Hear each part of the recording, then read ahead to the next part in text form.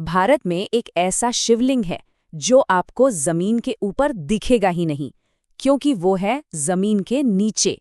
सोचिए, ब्रह्मगिरी पर्वत की गोद में बसा एक मंदिर जो बाहर से तो एक बेहद प्राचीन शिव मंदिर जैसा लगता है, पर उसके असली रहस्य वो तो इतिहास की गहराइयों में दबे हुए हैं। तो क्या हो अगर एक ही जगह पर सृष्टि, संरक्षण और संहार तीनों की ऊर्जा एक साथ मिल जाए? चलिए इसी सवाल की तह तक चलते हैं। हम बात कर रहे हैं त्र्यंबकेश्वर ज्योतिर्लिंग की। हाँ, ये शिव के उन 12 स्वरूपों में से एक है जहां वो खुद प्रकाश के रूप में प्रकट हुए। यहाँ शिव अपने 3 आंखों वाले त्र्यंबकेश्वर रूप में हैं। ये तो हम सब जानते हैं, लेकिन इसकी सबसे अनोखी बात ये भी नहीं है। जी हाँ, सही सुना। ये दुनिया का इकलौता, जी हाँ, एकमात्र ऐसा शिवलिंग है जो सिर्फ शिव का नहीं बल्कि त्रिदेव का घर है। जब भक्त गर्भगृह में जरा ध्यान से देखते हैं ना, तो उन्हें 3 छोटे छोटे लिंग साफ नजर आते हैं, ब्रह्मा, विष्णु और महेश के प्रतीक। और बस यही एक बात, यही इसे बाकी सभी ज्योतिर्लिंगों से एकदम अलग बना देती है। तो सवाल ये उठता है कि आखिर इस अनोखी जगह की शुरुआत हुई कैसे? इसकी कहानी हमें ले चलती है हजारों साल पहले, एक ऐसी घटना की ओर जिसमें एक महान ऋषि थे, एक बहुत गहरा षड्यंत्र था और एक नदी का जन्म भी हुआ। देखिए, कहानी कुछ यूं है कि हजारों साल पहले यहीं पर गौतम ऋषि अपनी पत्नी अहिल्या के साथ रहते थे। अब हुआ ये कि एक बार भयानक अकाल पड़ा, तो उन्होंने अपनी तपस्या से एक ऐसा जल स्रोत बना दिया जो कभी नहीं सूखता था, और इससे उन्होंने सबकी मदद की। पर होता क्या है ना, जब किसी की प्रतिष्ठा बढ़ती है तो कुछ लोगों को जलन भी होती है, तो कुछ दूसरे ऋषियों को उनसे ईर्ष्या होने लगी और उन्होंने एक साजिश रची। एक मरती हुई गाय को ऋषि के खेत में भेज दिया। जैसे ही ऋषि गौतम ने उसे हटाने की कोशिश की, वो वहीं मर गई और बस उन पर गौ हत्या का झूठा इल्जाम लगा दिया गया। अब इस सामाजिक अपमान के बाद ऋषि गौतम ने प्रायश्चित के लिए भगवान शिव की घोर तपस्या की। जब शिव प्रकट हुए तो उन्होंने ऋषि को बताया कि वो निर्दोष हैं, यह सब तो एक षड्यंत्र था। फिर शिव ने वरदान मांगने को कहा, और यहाँ देखिए ऋषि गौतम का बड़प्पन। उन्होंने अपने लिए कुछ नहीं मांगा। उन्होंने कहा, प्रभु, ये पूरी धरती अकाल से परेशान है, बस आप गंगा को यहाँ ले आइए ताकि सबका भला हो सके। उनकी ये निस्वार्थ भावना देखकर शिव बहुत प्रसन्न हुए। उन्होंने गंगा को गोदावरी नदी के रूप में प्रकट होने का वरदान दे दिया। लेकिन कहानी में एक और मोड़ था। गंगा ने एक शर्त रख दी। उन्होंने कहा कि वो यहाँ तभी रहेंगी जब शिव खुद उनके साथ यहाँ निवास करेंगे।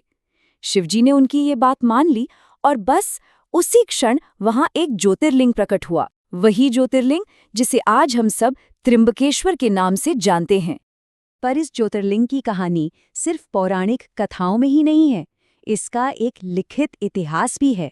एक ऐसा इतिहास जो विनाश की और फिर एक शानदार वापसी की कहानी कहता है। तो हुआ ये कि 17वीं शताब्दी में मुगल शासक औरंगजेब ने इस मंदिर को तुड़वा दिया और उसके ऊपर एक गुंबद बनवा दिया। इतना ही नहीं, उसने नासिक शहर का नाम बदलकर गुलशनाबाद रख दिया। फिर वक्त बदला। 18वीं शताब्दी में मराठा साम्राज्य का उदय हुआ।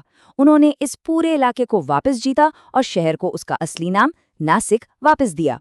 और फिर तीसरे पेशवा नाना साहेब ने इस मंदिर का भव्य पुनर्निर्माण शुरू करवाया। और ये पुनर्निर्माण कोई छोटा मोटा काम नहीं था।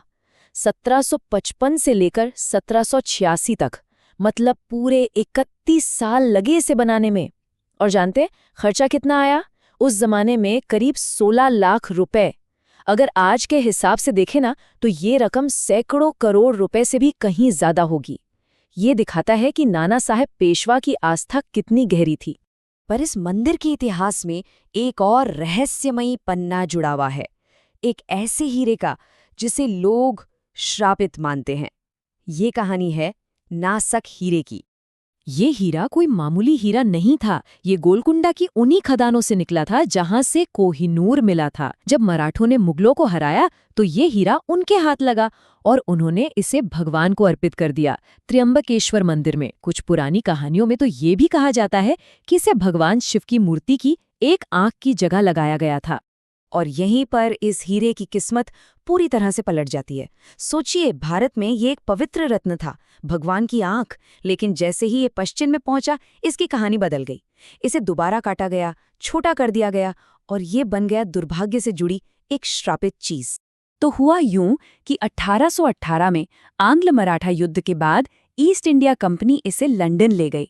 वहां इसकी ऐसी कटाई हुई कि इसका वजन 90 कैरेट से घटकर सिर्फ 43 कैरेट रह गया। मतलब इसकी असली पहचान ही खत्म कर दी गई। इसके बाद तो ये हीरा कई मालिकों के पास गया और फिर 1970s के दशक के बाद से ये पब्लिक की नज़रों से गायब हो गया। लोग मानते हैं कि आज ये किसी प्राइवेट कलेक्टर के पास है, पर सच क्या है ये किसी को नहीं पता। ये रहस्य आज भी अनसुलझा है। तो चलिए, हीरे की इस रहस्यमयी दुनिया से वापस मंदिर के आज के स्वरूप की तरफ चलते हैं, जहां आज भी लाखों लोग आते हैं अपनी आध्यात्मिक और ज्योतिष से जुड़ी मुश्किलों का हल ढूंढने। त्र्यंबकेश्वर का नाम सुनते ही जिस एक पूजा का ख्याल सबसे पहले आता है वो है काल सर्प दोष निवारण पूजा।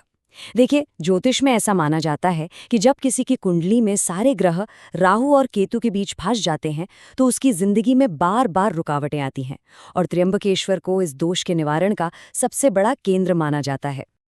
और भी कई खास जगहें और पूजाएं हैं यहाँ, जैसे कि कुशावर्त कुंड। ये वही जगह है जहाँ गोदावरी नदी को स्थिरता मिली थी।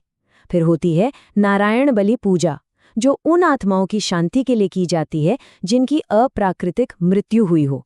एक गुप्त गुफा भी है, कहते हैं ऋषि गौतम ने वहीं तपस्या की थी, पर वहां आम लोगों को जाने की इजाजत नहीं है। और हाँ, वो लगातार लिंगम पर बहता हुआ पानी, जो शिव की कभी न खत्म होने वाली कृपा का प्रतीक है। तो मतलब साफ है, त्र्यंबकेश्वर सिर्फ एक पूजा की जगह नहीं है, ये उन लोगों के लिए उम्मीद का एक केंद्र है जो अपनी जिंदगी की उन मुश्किलों का जवाब ढूंढ रहे हैं जो उन्हें समझ नहीं आ रही हैं। यहाँ से लोग कम से कम मन की एक शांति और स्पष्टता तो लेकर जाते ही हैं। और यहीं पर शिव से जुड़ा एक और बड़ा सवाल खड़ा हो जाता है।